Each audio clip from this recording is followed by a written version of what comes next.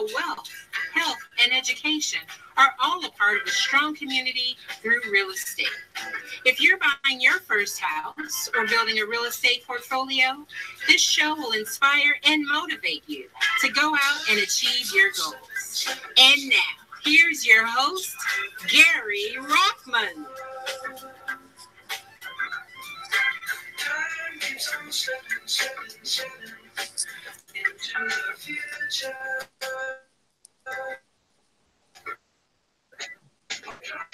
Like an eagle to the sea, fly like an eagle, let my spirit carry me. I want to fly like an eagle to the tree. Hey, this is Gary Rockman, your real estate rock star, and you are listening to Connection. Welcome to the show. Man, I'm geeked. I'm excited. I've got a great guest. Got a great show for you guys today. Man, I hope your week has been as great as mine has been. As many of you probably know by now, my kids actually are stock traders. And this past weekend, they got to speak at the Eastern Regional Jack and Jill Teen Conference. So you're talking about a 9 and 11-year-old actually teaching teenagers how to trade. They actually joint ventured with those speaking opportunities with the powerhouse Angel Rich. If you don't know who she is, please look her up. I've talked about her on the show a few times. I've actually had her on the show back in September. So if you got a chance to see that, but she's been on the Breakfast Club, the Sisters of Powerhouse. They're calling her the next Steve Jobs. I call her the first Angel Rich. But nevertheless, they got to share the room, the space with her. And it just was a great opportunity. Afterwards, they got a chance to get interviewed by the local news. So we have been geeked about that. They're currently writing their business plan because they're going to be raising some capital here pretty soon and launching their fee-based website so others can follow their trades. So stockofkids.com, look for it, follow it. And also, if you have, you can even right now, you can even check them out on their YouTube channel, which is also Stock of Kids. So that has been really what we've been focused on this past week, man. We've been trying to get them booked in some other places. So that has been great. And then on top of that, we got all this stuff happening in the news. Before I start with that, I actually want to go ahead and read the blog. I didn't write a new one for April as of yet, because actually I wrote the March blog a little later for those of you that can remember.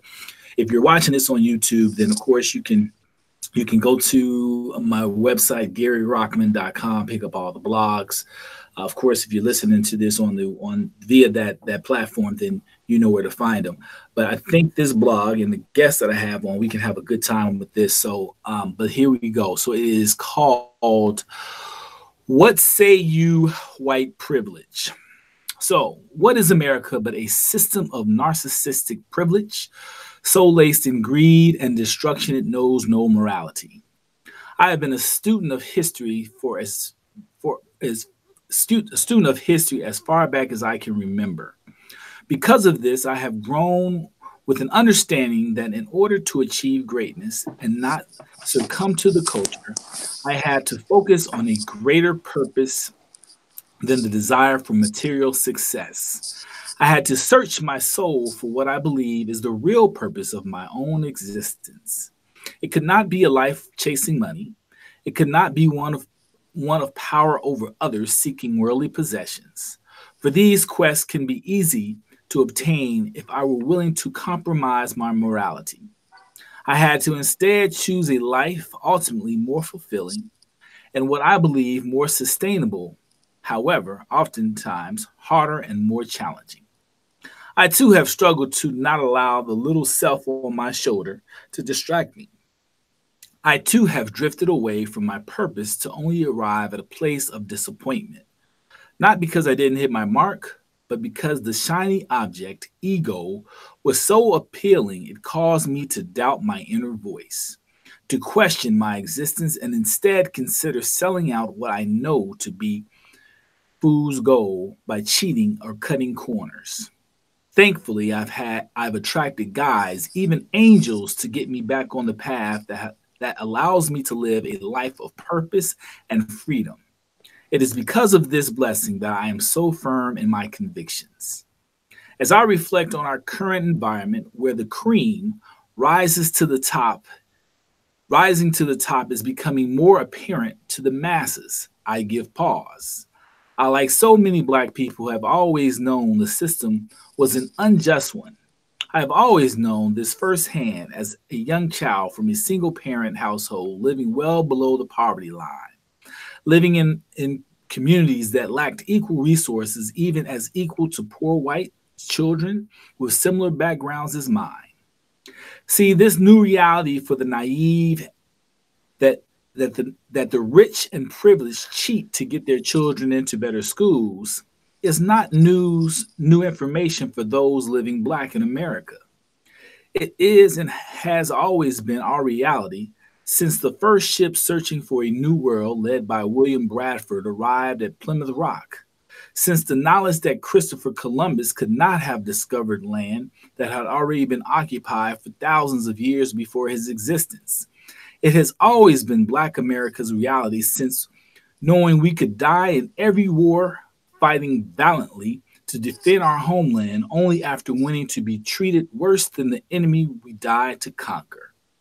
The true reality is not only Black America, but Black people everywhere have been the cream. We have played the rules of a game never designed for us ever to win. We have and we continue to be questioned on our intelligence and ability. We still find no justice in a criminal justice system where equal and often lesser crimes deal with us more harshly and less humane. Yet even with these blatant discriminations, we rise. We continue to bear the blows of hatred and although not easy, we rise. So the real question is not rather do privileged whites cheat, steal, murder, or for self-gain, but rather in order to save their own souls and the souls of their future generations, will they change? This has been the true hope of Black people. It has not been of our own acceptance, but that such an inhumane people would one day correct the error of their ways, so that we can all return to a time of true purpose and alchemy. If not, America will continue to be a system of narcissistic privilege, laced in greed and destruction, that knows no morality, with its own demise will inevitably be itself. So, folks, that's the blog for for March. Check it out, GaryRockman.com. Without further ado, I want to bring on somebody really, man, this is so wild. Somebody I feel like I've known for years. He's a frat brother of mine. He is from my native city of Chicago. We became Facebook friends a few years ago, and literally, like I said, I have felt like I have known this brother in my entire life. He is one of, I feel like oftentimes when I'm on Facebook and I'm posting or I'm responding to posts, he is sometimes I feel like he is my confidant, my partner in destroying the ignorance. And sometimes I look and hope and pray sometimes that he will come and just have a quick post to kind of get through the maze of all the confusion and craziness that some people hit when I'm posting. So without further ado, my frat brother, my brother, Bill Grant. Welcome to the show, Bill.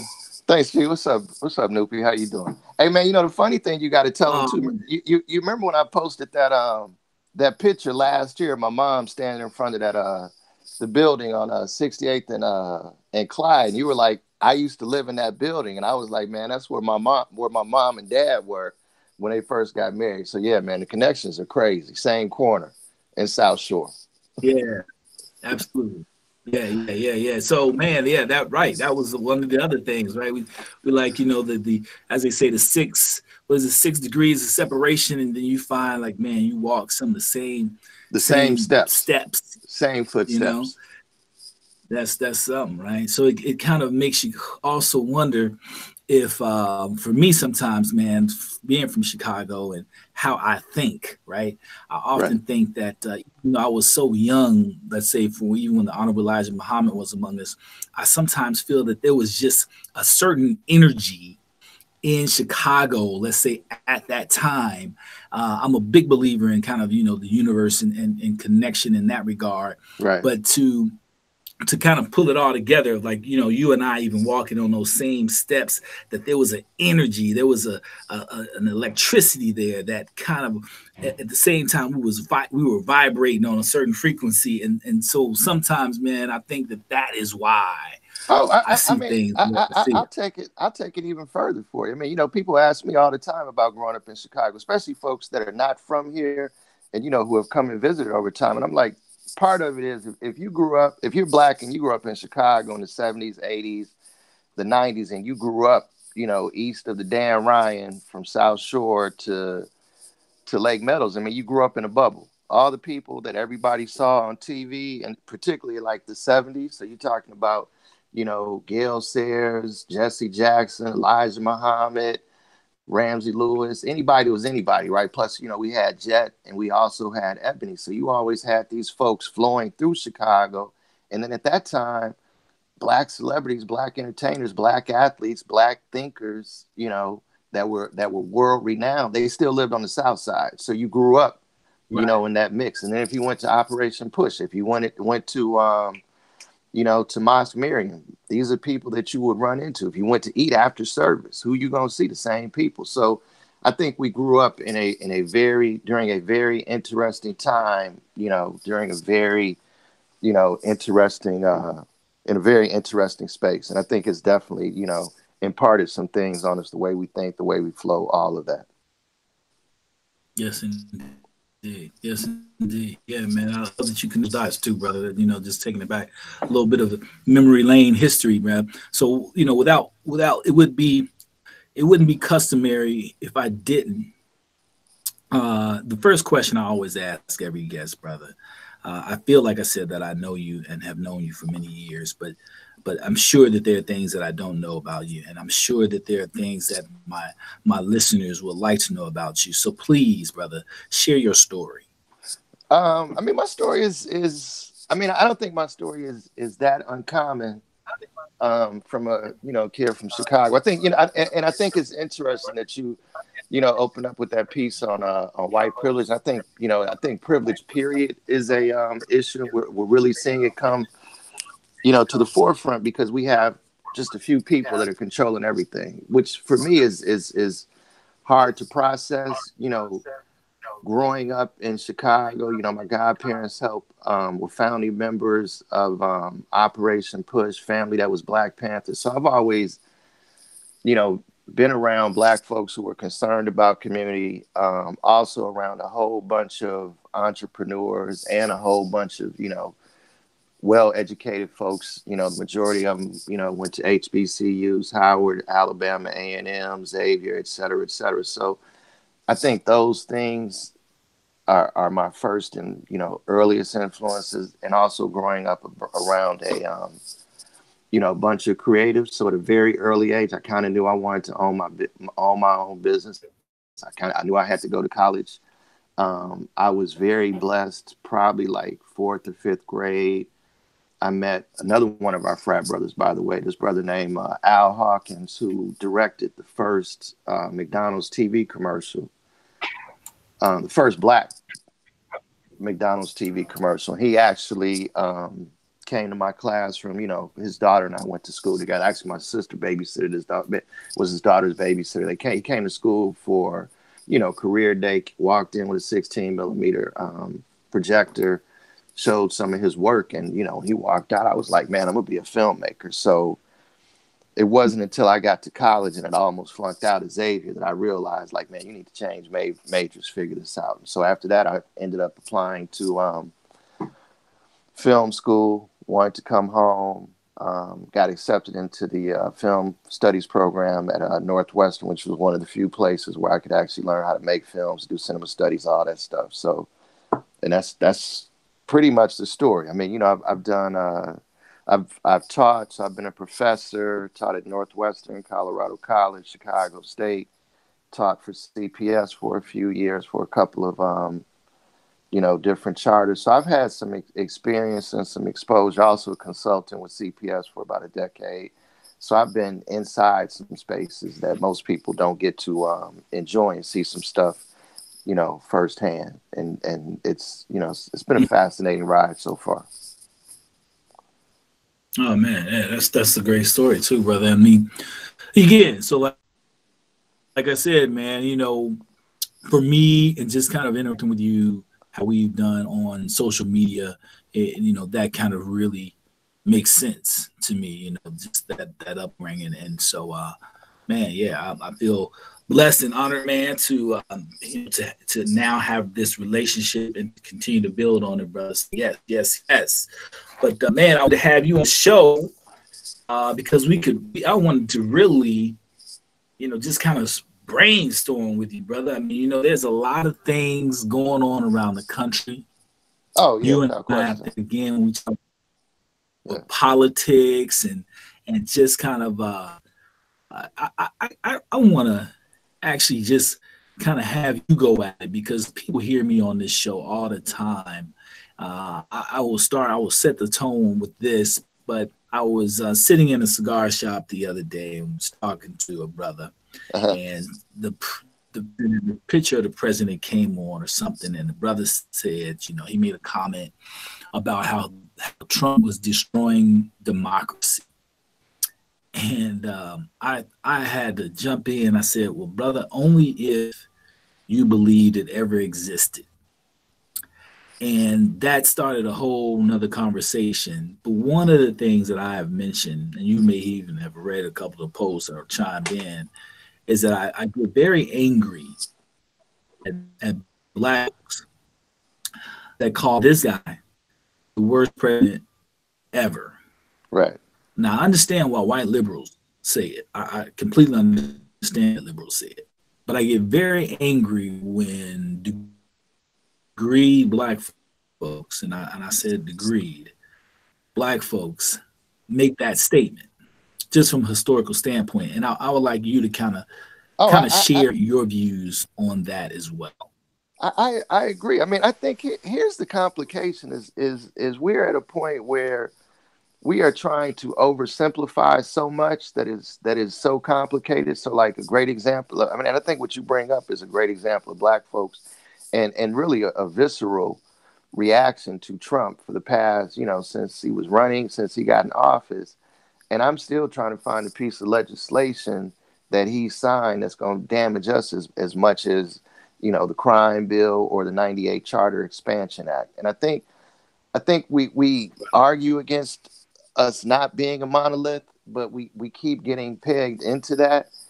And it would be great if we could really find a way to break out of that monolith. Because I honestly, man, over like the past year or two, just looking at, you know, at the political spectrum, you know, it's almost like we are, you know, even, you know, there's all these differences between black folks, right? But then when you look at you know, at the Democratic Party, you have probably like, you know, maybe 10 or 15% of these black folks who really who do have some modicum of political power. They don't really care Mm-hmm. about what happens to the rest of black folks, you know? So as long as they're getting consulting contracts, as long as they're getting contracts, as long as they get to be seen on TV and get paid, the hell with, you know, the rest of Black America. And I think that is the challenge. But I think the other thing that happens though is and a buddy of mine, Pascal Robert, he calls them the Blackness leadership class, is the fact that they're able to lead black folks into places that at some point, you know, like you said, I mean, we got enough degrees, we've been to enough school to be able to just use some basic, you know, critical thinking skills, some discernment, and be able to, you know, to separate the foolishness, you know, and the style, and really deal with the substance. I even think, you know, and it's funny, man, you know, I've never really listened to like Nipsey Hussle's music, you know, just a couple of bars, right? But when I look at the work that he was actually doing, and the immediate reaction to what happened on Sunday, I mean, it's kind of crazy. Everybody wants to talk about the conspiracy, you know, the conspiracy theories, connecting it to Dr. Sebi, the dude who murdered him. You know, was is this some, you know, grand government conspiracy? And I'm saying we're missing what he actually did, you know, and to me, it you know, my immediate reaction was, man, I went straight to Fred Hampton, because I just clearly looked, you know, at Fred Hampton, the fact that this dude was assassinated and he was barely 21 years old, right? Coming out, you know, and he's you know, if you want to bookmark, Sure. what we call the modern civil rights movement, because civil rights goes all the way back to when the first slave ships were coming over and brothers and sisters were jumping off the deck. So it didn't begin with Rosa Parks. I'm gonna say the modern civil rights movement, but that bookend is without question, you know, when King is assassinated. But when you look at Fred Hampton, you know, and you have to just process, you know, the folks who came in that decade before him, and most prominently King and Malcolm X, and his ability to synthesize what they were talking about, also bring in a lot of what Fannie Lou Hamer was talking about, you know, that whole organization. He understood the vote, but he also understood you can't have people going to vote without having them educated about what they're, you know, voting for. And so when I go back to Nipsey, and I see Nipsey was actually, you know, doing the economic empowerment thing. He was building businesses. He was trying to create, you know, these connections, and he understood the connections from a authentic place. But then to have the majority of attention with this young brother spent on foolishness for the past week, I mean, it goes back to what you're talking about, that it's all there, but it's like, how do we pop it and put it in some kind of order where, you know, where it makes sense? You know, what's the game plan, what's the agenda, and how do we get to that place, and how do we you know, build that movement? Because right now what I see is, I just see us all, I mean, we're just so all over the place. It's you know, as a parent, it's scary. Yeah, no, I agree with that, and glad you brought up Nipsey Hussle as well, because as you said, like I had not really, I heard about him prior to all of this, but I wasn't a big follower of his. You know, I didn't know his music as well. But to what you know, the point you raised, and that all of the things that I've seen, this brother was doing some incredible things, right? Somebody actually, I think I'm gonna go back to some I saw that Dr. Boyce Watkins posted, which was kind of wow, but it goes back again. It again takes away from the work that he was doing to I guess a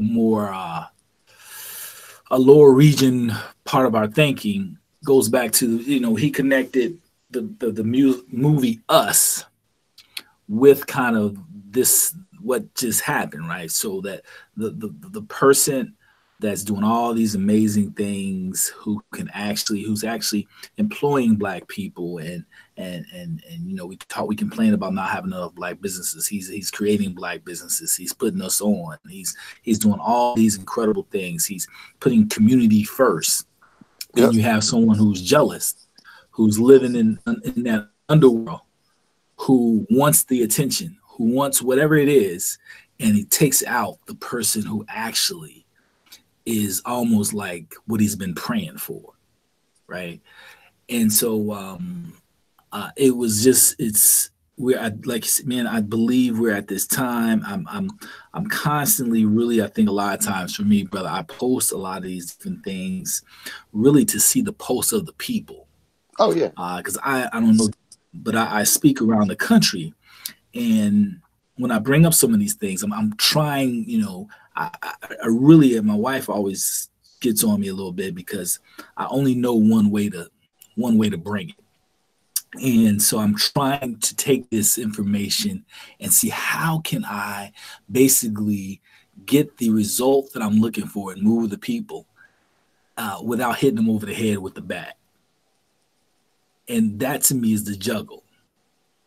That's the difficult part, to get people to see exactly what you even brought up here with Nipsey Hussle, and that we're overshadowing his great work with all Nonsense. the and other things that again may or may not be true, but they're not the example of what we want to really have his legacy be about. Yeah, and the thing is we're in some, you know, bizarre ways. I mean, we're framing that legacy, you know, and that's the thing that I find disturbing. I mean, you know, it's all and I hate to use the example, but it's almost an example of, you know, somebody else. I mean, there's so many people we could think of, and then we decide, okay, we're gonna bring up all the bad stuff that they did, which, quite frankly, is you know, I mean, it's irrelevant for the conversation, because, especially, you know, I'm 52. I mean, I hear so many of my friends, and we talk about this generation that's behind us, or the you know, even younger, and we talk about all of the failures, you know. And here's somebody that clearly was doing something, and this is the other thing. I mean, certainly he's probably not isolated. There are other young folks doing it, so I'm not trying to take anything away from them. But when I think about, you know, like some of the young brothers that I used to teach when I taught at CPS, you know, and they come out of that same, you know, that same environment, and Mm-hmm. how do you grow out of that, you know? And it's funny, like now, because I stopped teaching at CPS in 2011, so most of the kids that I taught are now going into their 20, you know, their early 30s, late 20s, and it's cool, it's dope, because a lot of them, you know, realized, and it took them a while to get there, but they're now all moving into entrepreneurship. You know, school was just by design, and what their educational history was before I got them, and then once I got them, and after I got them, school was always going to be a struggle for them, because the stuff that should have happened in kindergarten never happened. So by the time I got them, you know, it was a struggle. But the beautiful thing is they're figuring out, you know, how to create their own way. And one of the things that I love is I'm seeing a concentration of, you know, 20 somethings, 30 somethings that are realizing, like, man, I could go get a job for somebody and work for the rest of my life, but I think I'm gonna figure out how to be an entrepreneur. You know, so I think we definitely, and I think, I mean, it's obvious. I mean, you know, our biggest problem is political economics, which is what our local politics and our dollars. So we got to figure out, you know, how to get folks to understand that those two things go hand in hand. You know, there's nothing worse than hearing somebody talk about, you know, I ain't gonna vote because nothing ever happens. Well, the reason nothing ever happens when you vote is because you just let somebody determine what's going to happen with the resources that should be going to wherever you live. You know, so and that education piece. I mean, you know, I mean, it's Gary, it's tough, man. You didn't open up a can of worms because it's so huge. And how do you address each one of these moving parts? And none of them is moving in sync.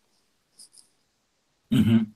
You know, they're all on their own. They're all on their own path. They all move, you know, at their own, you know, at their own pace. You know, like you. I mean, you and I mean, one of the things that I think is super important, you know, and you talked about it at the beginning of the show. I mean, you know, actually putting that time into your children now, so that they're already thinking about, you know, ownership. And it's not ownership of a business. It's really ownership of yourself. You know, that's what you're really trying to achieve through entrepreneurship. No, I mean, brother, that's it on, man. I just want to make sure two people understand CPS, Chicago Public School System, is what Bill Oh, my is bad. Yeah. referring to.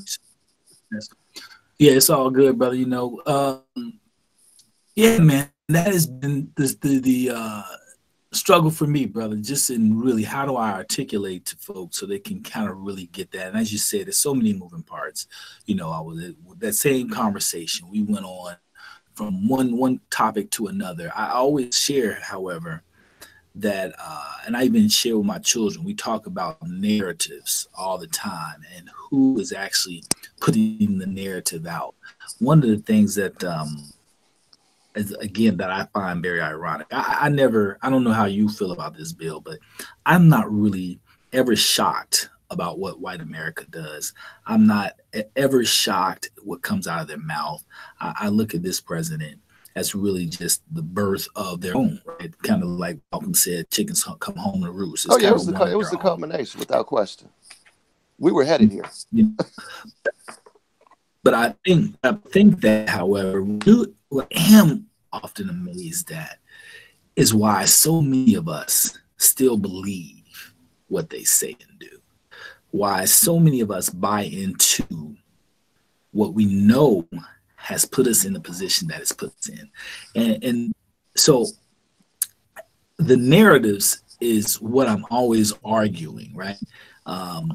Whether it's with what was my man, Jesse Sumlett, or whatever the last name of the brother was. Oh, right. Jesse Smollett. I didn't care if he was guilty. My piece wasn't about that. It was that the charges were dropped. And there were still so many people among us, among our culture, that were wanting to hang this brother. They wanted blood. Brother, on something they still want blood. Right, wanted blood, man. Wait. Hold up. Lori Lightfoot just got elected mayor, and she still wants blood. Still wants blood. I saw that on Facebook. But here's the crazier part of it, right? So, she put herself out here, and I for me, neither one of the candidates we ended up with was impressive, but that's by design. That's how it's set up to happen, right?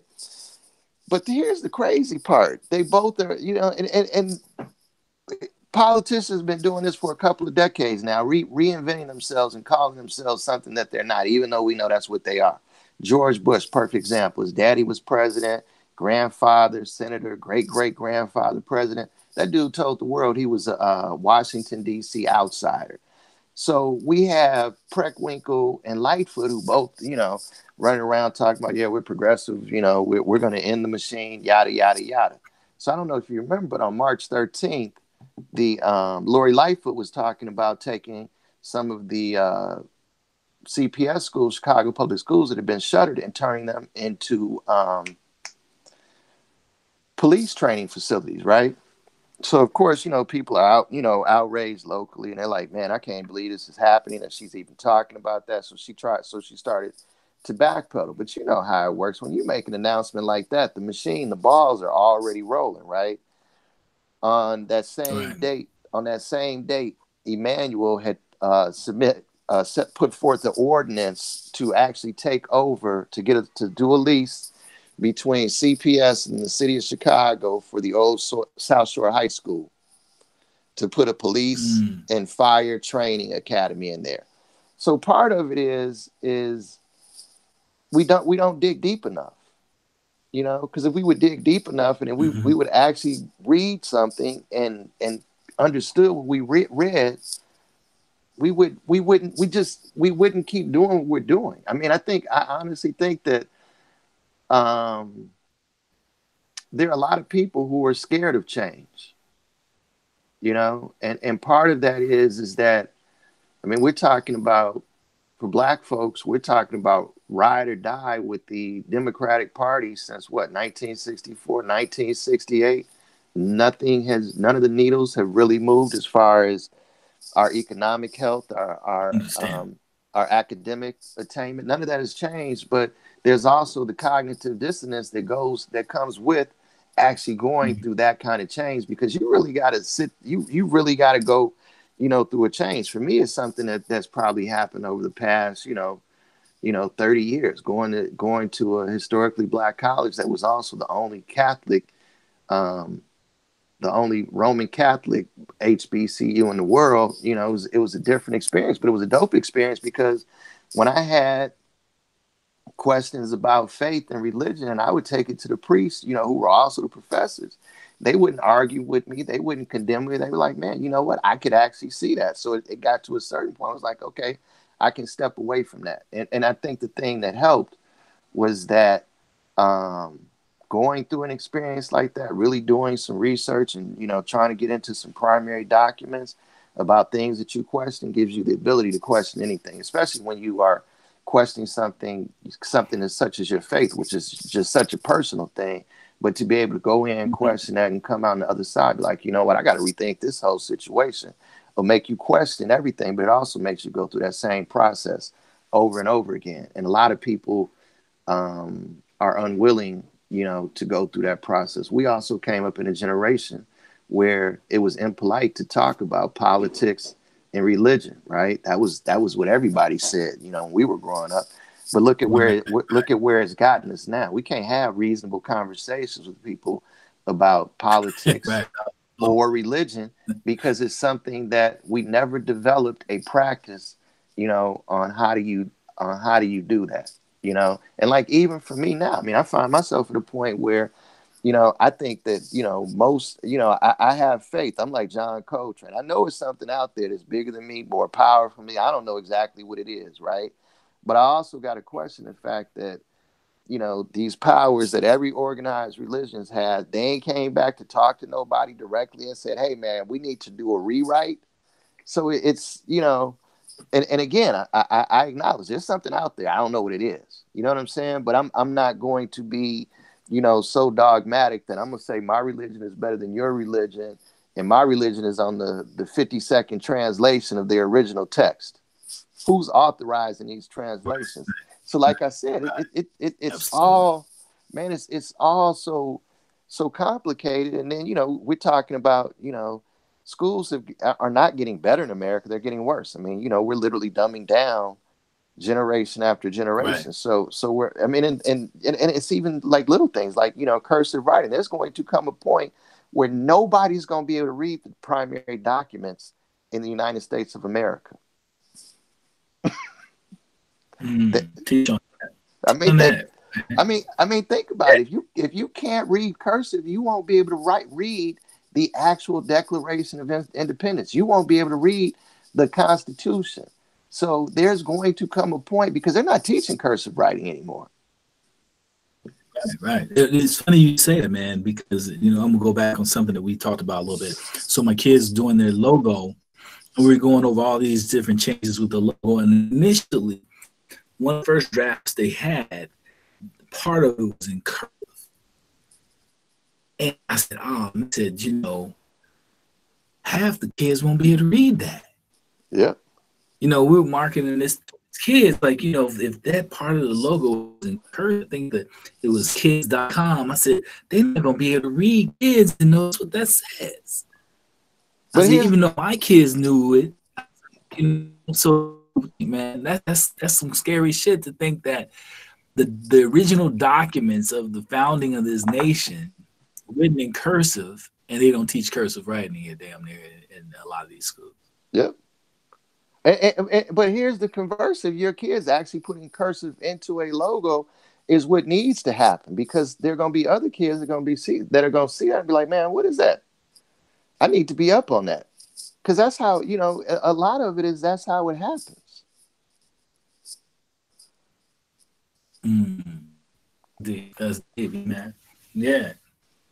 Yeah. So we out here, man. We out here. We're dropping the leads. You're an educator. You're a filmmaker. How are you in your regular life outside of your family? Dropping these seeds and changing mindsets? Well, actually, man, you know, it's kind of cool. This year, I've been blessed. I'm working on a documentary project for one of the charter groups here in Chicago. They've actually created this. Matter of fact, man, I need to get you involved in this. They've created this entrepreneurial program where the students are spending half of their day off-site. I don't know if you've heard of Blue 6047 or the Lacuna Lofts. They're doing a lot of technology stuff in Chicago. And so they've created this incubator space, and the kids have created essentially 22. They got about maybe 20 or 22 businesses that they're developing. And I mean, and they run the gamut. Like, there's some kids that are working with recidivism. There's a group that's developing a a green consulting firm to actually work with companies that will ultimately try to do their paperwork, all of that stuff. So actually creating one shop stop for that. A couple of clothing brands. Oh, the killer is there's this company that this young sister named Diamond came up with. Her mother was incarcerated, and she wanted to, and she was just frustrated that when her mother was incarcerated, that it was difficult for her to get feminine products because the prisons just don't supply that, the way they need to. And if you don't have money on your books, you're out of luck. And so she started this project called Leaks to address that issue. And so she's creating this non-for-profit to make sure that women just don't have to suffer like that anymore, in prison, trying to recycle tampons, all that kind of stuff, which is just, it just doesn't even make sense, and we know it, if these were male issues, they'd have rooms and buildings full of tampons at every prison. So it's cool working, and I always love working with students, man, because they keep you grounded. They always are able to give you some insight on what's going on. But and a lot of it, man, especially, and I think most adults should do it because it really lets you know that things are not as bad as we imagine. There's great room. There's great room for improvement. And if we could just get a couple more hands on deck with sense in these kind of spaces, like the program I'm working with these kids, we could change the game, because these kids are willing to, they're really honestly really interested in putting in the work, and they're able to communicate with their peers in ways that I'm never going to be able to communicate with their peers. Mm-hmm. I might get lucky, one sentence out of a paragraph, but everything that they do, right? They're able to get it. They're way more aware of a lot of things than we probably were at their age. My biggest fear for them is the fact that that they do get some bad information.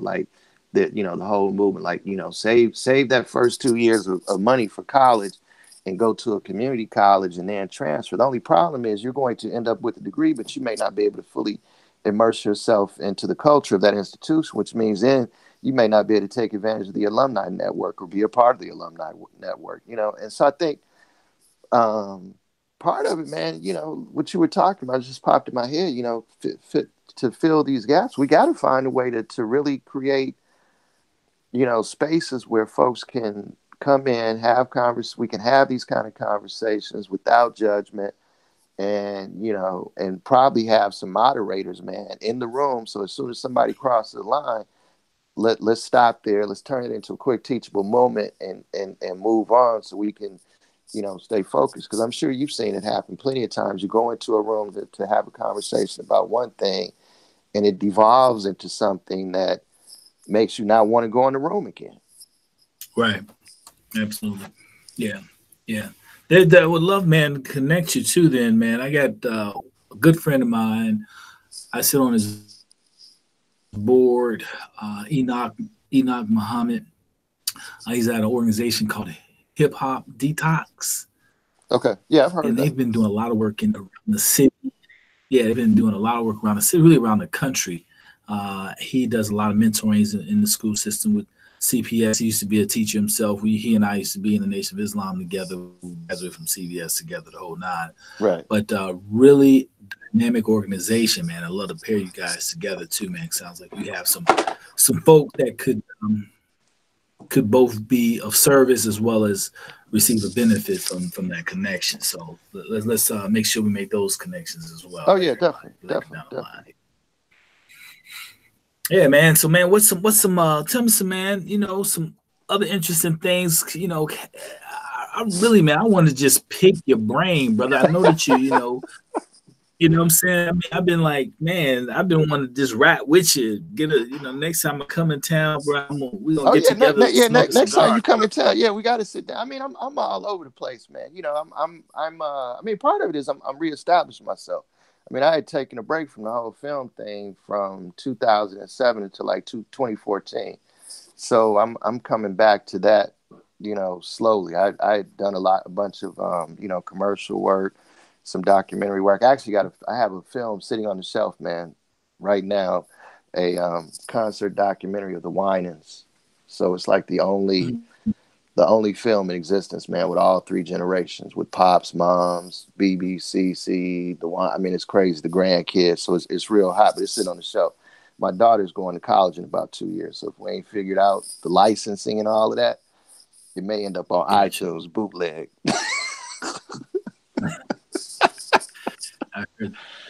Nah, but I've now I split my time. I've when I was at Xavier, I actually ended up finishing out paying my tuition by selling T-shirts. So about a decade ago, I got back into doing imprintables, and I'm actually now at a point where I'm actually trying to take the imprintables and the advertising and the marketing and really open up a boutique creative shop. So I got a couple of my partners I'm working with on that. Actually, another one of our frat brothers who used to be a big time creative director, copywriter. He was actually, matter of fact, I mean, it's the crazy thing, like we don't know about, man. Like it was like LL Bean, the whitest of white companies in all the world. They did a major rebrand about a decade ago. And it was a brother that was in charge of the rebranding for LL Bean. I mean, and did a, an incredible job, with that piece of work. And like you just said, man, I mean, the beautiful thing, you just said, you got somebody you need to hook me up with. I mean, we have to, I mean, we got to do more of that. I don't think we do some of us don't do enough of it. I mean, I'm one of them cats, man. If I'm talking to folks and I hear a connection, I'll immediately, like you just did, like, man, let me put you in touch, with such and such, right? And I think that also, like you said, there's a familiarity between the two of us, and without question, I think it goes back to that bubble that we both grew up in. Because I know a whole bunch of people, man, who wouldn't have done what you did or don't do it like I do it because they're always trying to figure out what's my cut on it. And right. I'll be honest. I know I've lost out on millions of dollars just giving away free advice. But at the end of the day, it's just how I was raised. So, there are people, particularly, family who hate that I keep giving away information for free. But, I've been doing it for so long. Why not? No. Hey, bro. They say I overstand. Overstand. My wife and I were just talking about that yesterday, man. There's a summer program at our kids' school. They go crazy expensive private school in the summers. I live for a break. So we didn't really want to pay for, we don't really like paying for all these summer activities, but we definitely don't do it at the school they attend. We have a program, and it turns out it was free. And we finally got in, found out it was free and got our son in. And so my wife's telling all of the Black families about the program. Like, it's this free program, get your kid on it. Woo, woo. And, for the most part, most of the families didn't know. But then we found this one parent, and not only did she know, but she, they had been doing it for a couple of years. So we like, man, how come she didn't call us? Right. Why didn't you hook nobody up? Like, you know what I'm saying? Like, here we go, right? But we was like, hey, like you just said, man, some of us are just wired that way. I tell our kids, it's about one first, being of service, doing what you love, being of service. The money will come. We will grow in abundance in that way, but we have to understand that we have to the old see, tell my daughter, you have to have it open. You can't have your arms closed because you may not give anything away, but you're not getting anything either. So, yep. So that's how we look at that. But yeah, brother. But yeah, definitely in that bubble, we do share. I absolutely agree. Man, so tell me what you have. So you got the movie that you got the Winans. So I got that document. I got that piece. Yeah, and I got a couple of other pieces that I'm film wise that I'm developing, and then I have a brand that I'm doing some consulting with now that you're gonna love called Stay True. That's going to launch probably in about a week or so. So when it gets closer, I'm gonna send you some. Matter of fact, I'm gonna send you one of the pieces. I'm gonna send you a couple of pieces, and you're gonna dig them. All right, cool. But that's you see that afro you see in the background. That's what that's for. Okay. Yeah. Cool. Yeah. Cool. So excellent. Yeah. You know, my son rocks his afro too. So yep. We afro people. Over here. My son got a big old afro, bro. He's got a big one, man. It's old school. That's what you got. That's what you got to have. Yeah, it's definitely old school. He's the only kid at school with a fro. You know, he walking around. So yeah, but it's cool, man. That's excellent, man. So yeah, man, I can't wait, man, to really make the connection one-on-one and face, and you know, and face to face, man. Like I said, brother, you have been somebody who many a time I have actually added you to the conversation on somebody else's feed. That I was like, he's not a friend. Let me get some support. So man, I appreciate I know. Hey man, and that's the thing, man. I appreciate it too. Sometimes I'm like, man, I'm gonna need Gary to chime in. But you know the thing that messes me up, man, is the fact that the information is just so readily available. You know. Yeah. And I just I can't understand why people, you know, won't go get the information. Right. I think, man, like you said though, man, we are so. You brought up a point about just not wanting to change, and I think that, like you said, man, I think that's the big part of it, man. Because even when we are presented with truth, we will go turn the other way. Right? I was just sharing with somebody as well, man.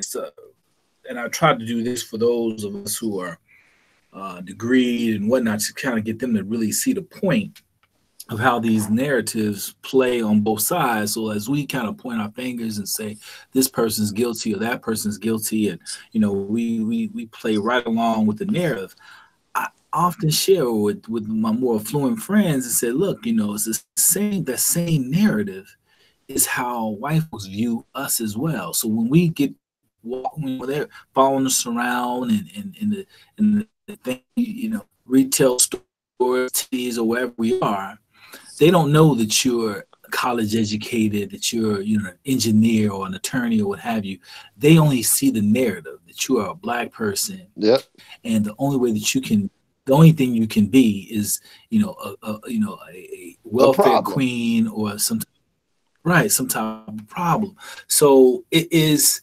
But again, we are so detached from that, right? So we get angry when we get followed in those stores and that these white folk believe that narrative. But then we turn around and we take the same narratives and we use them on ourselves. So that is to me the ironic aspect of all of this. Again, is how we continue to do that, as well as trust those who have given the smallpox, who have done the syphilis experiments, who have done all these different things, and we still believe that they're telling us the truth. Right. That's the part that amazes me. I mean, and I think, I mean, without question, man, that whole truth thing, you know, particularly in America for black folks, I mean, it's complicated, you know. But I also think sometimes that we complicate those things. You know, because I think like the example of being followed in the store is a perfect example, right? You know, when I was a kid, and I remember like, you know, probably, you know, like freshman years of my parents be like, yeah, man, if you want to go down the fields, you know, here's some money, go buy something, you know. And my mother told me if any of the salespeople gave me a hard time, she was like, when you go in, look at them, follow them around.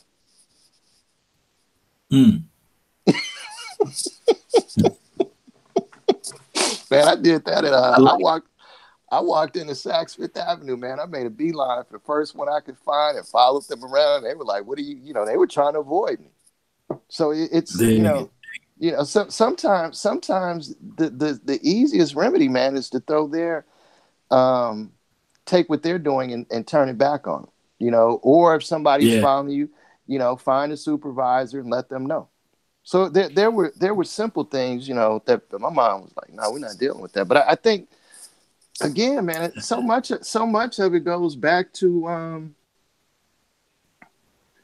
you know, so much of it, man, goes back to exposure, you know, and experience. You know, like we've all been to restaurants and we've all, you know, seen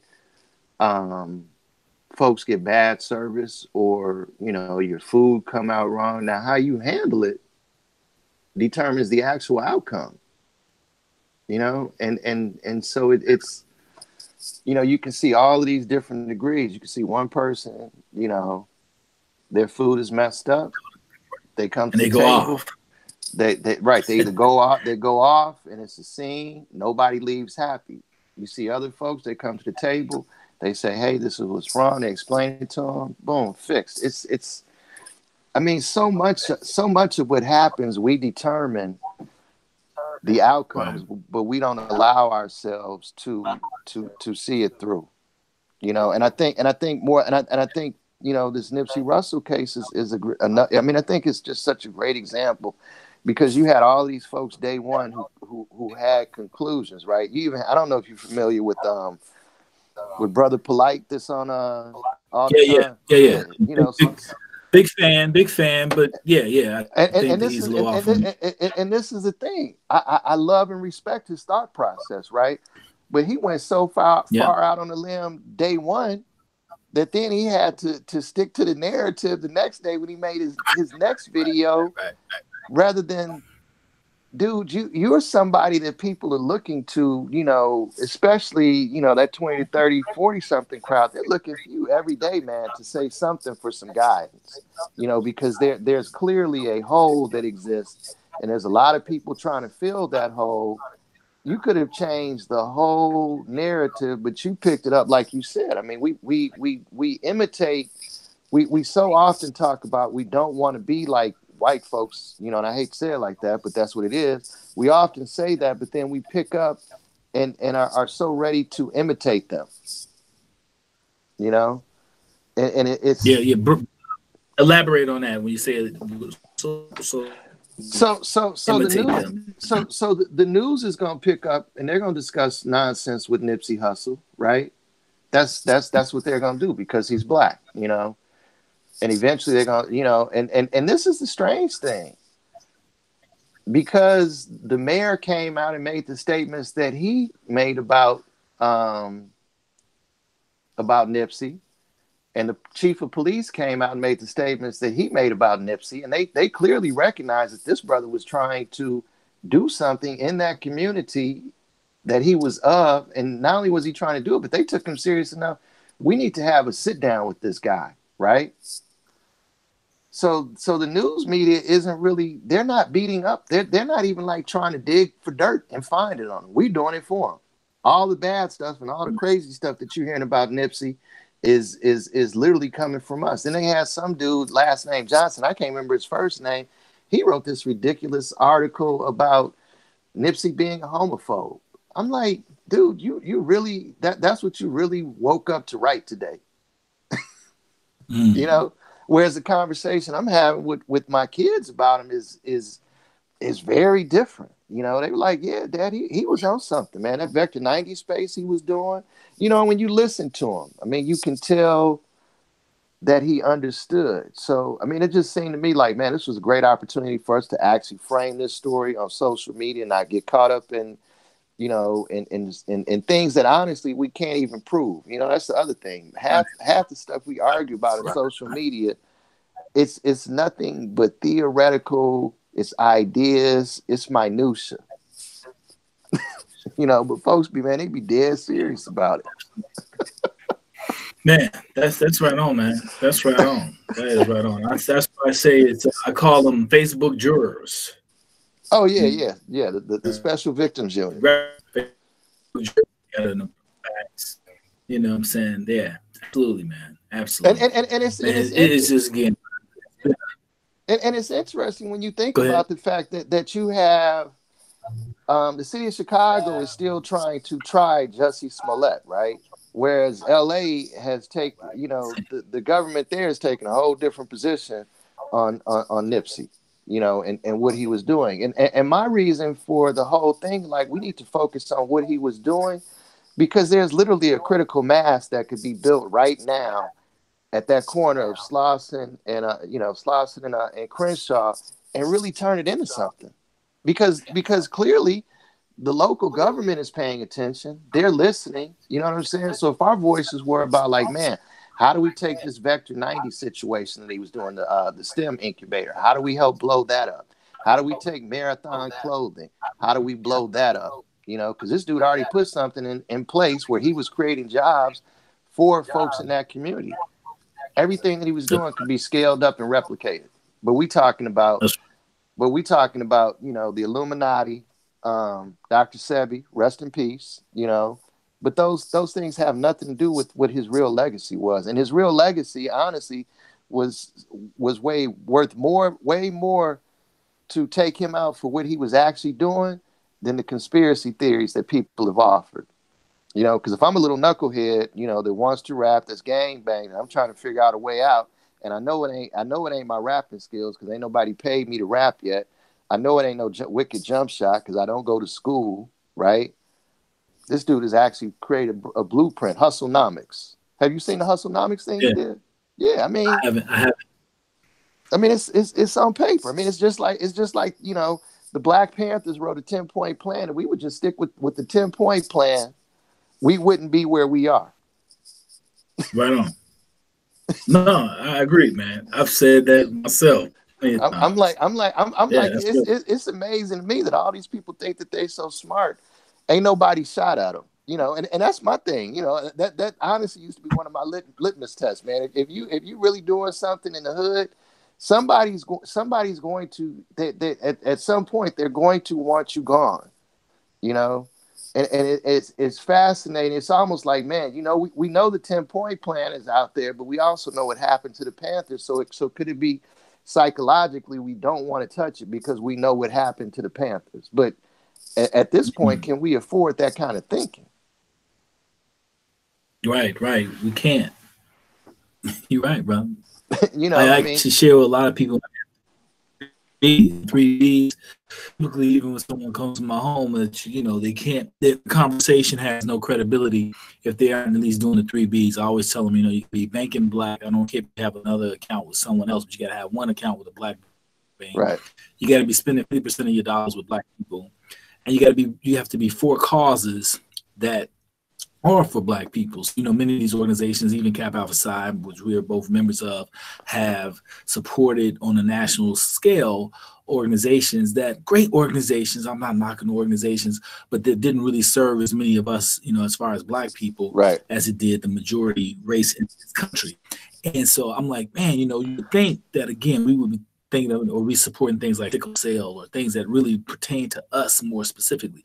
So my piece, man, is when they thresholds. Say it again. I said in our house. Absolutely. These issues, I mean, these are issues that we deal with every day when we cross the threshold. That's right. You know, so my piece is like, when if they can't come in at least and have those, you can't, you know, check a box on those three, then we can't really have a conversation on how to move this thing forward, right? So that's kind of my first piece. And then when you bring it down, man, what you break it down is, again, and I think this is what scares us, right, is because I don't even know if a lot of people even know that the members of the Black Panther, you know, Fred Hampton, all these different members were even, you know, killed like that.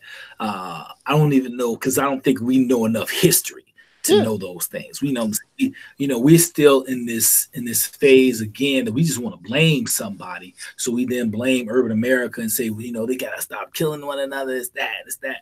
You know, as and I share with my wife all the time, I think that the biggest problem has not been urban America, but it's been those of us who supposedly the talented 10th, the degree Negroes, who actually have not come up with solutions. Well, hold up now. But could it be the fact that the entire term or notion or concept or idea of the talented tenth has been bastardized.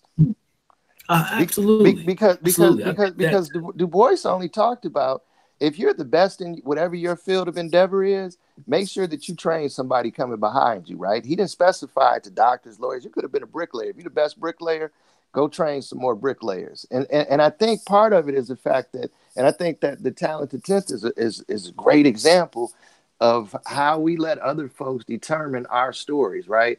Because we've allowed folks to pit W.B. Du Bois versus Booker T. Washington versus Marcus Garvey for damn near 100 years now, right? And you would think that within 5 years of that, we would have had some folks who had sense enough to be able to sit down and say, wow, that chapter, that essay that Du Bois was talking about, cold-blooded, links up with what Garvey was talking about right here, which links up with Washington was talking about right here. We can throw out the rest of the nonsense. Let's figure out what these cats were talking about that actually made sense, that works, but that work hasn't happened. I mean, in the fact that we still have folks, I mean, and this is the sad part, right? Folks will read memes all day and they'll watch made up, YouTube movies that, have very little content based in actual fact, right? But if you would actually go do the homework, you would find out that the minute when Martin finally just clearly articulated, because most people they don't get this. They talk about Martin Luther King didn't really start talking about economics until he was assassinated.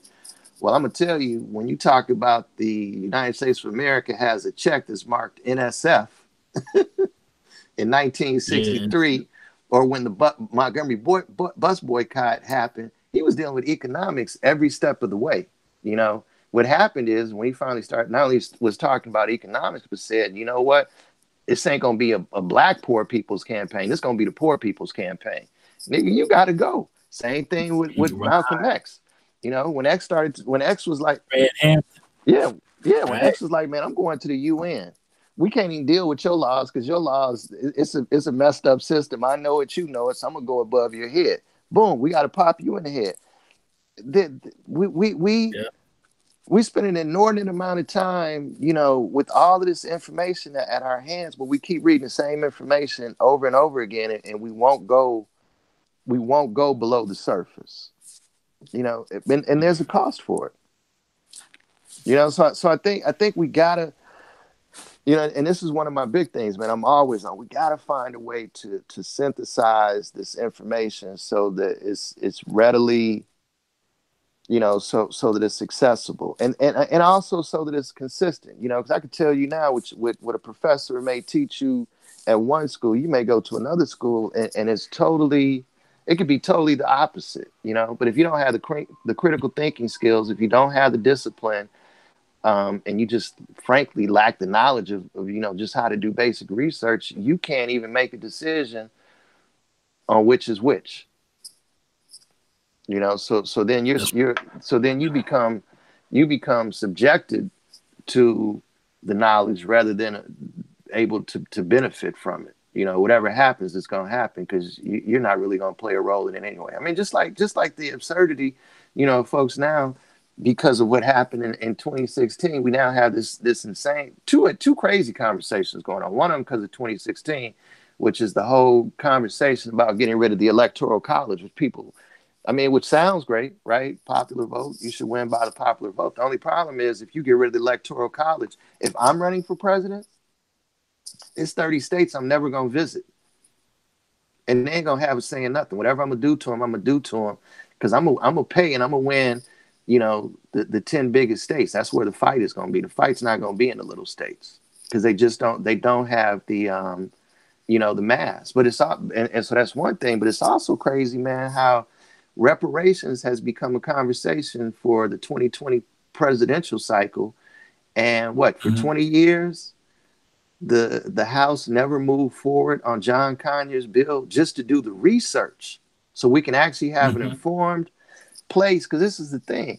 They can talk about reparations right now. Every presidential candidate can say whatever they want to say. The only person who I actually think said something that made sense is Bernie. And Bernie has essentially said, we haven't defined what it is yet. Right. So I think step one is we got to define what it is, what it looks like, you know, because we know it ain't going to just be cash money. Would have been cheaper if it would have been cash money would have been so much cheaper in 1863. It would have probably cost them billions. Now it's going to cost trillions. But what does that look like, and how does it actually play out? But then the other hope is that it does not become some carrot on a stick to get black folks to remain loyal to the Democratic Party, knowing ain't no check with that stick. You know, so it's always complicated, man. Always complicated. And as you know, and as the world gets older, I mean, think about it. 2,000 years ago, they had Hebrews, right? They had Christians, and they had Muslims, right? They didn't have 3,000 different denominations within those groups. Right. I mean, to me, that's one of the things that just blows my mind. You know, I remember one time riding from my crib to the airport to Midway, right? And I think I passed 70 different churches on the way.